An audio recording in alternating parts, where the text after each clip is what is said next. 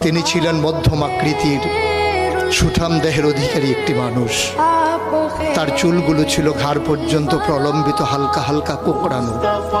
তিনি যখন চুলের ভিতরে তৈল দিয়ে আছড়াতেন মনে হতো মৃদুমন্দ ঢেউ দেখা যায়। তার কপাল ছিল চওড়া, ভ্রুগুলো ছিল জোড়া ভ্রু, ধনুকের মতো বাঁকা।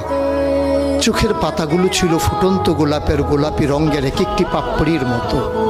তিনি কখনো বা যখন চোখের পলক ফেলতেন মনে হতো মৃদুমন্দ বাতাসে গোলাপ পাপড়ি যেন দোল খাচ্ছে। তার চোখের সাদা অংশ ছিল রক্তিমাভ সাদা, কালো অংশ ছিল কৃষ্ণ কালো।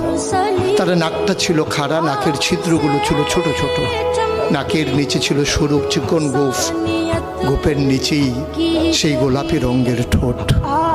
তার ঠোঁটগুলো যখন কখনো বা মুচকে হাসত, গোটা পৃথিবীর মানুষ অবাক বিস্ময়ে দেখত গোটা পৃথিবীতে যেন বিজলি চমকিয়েছে।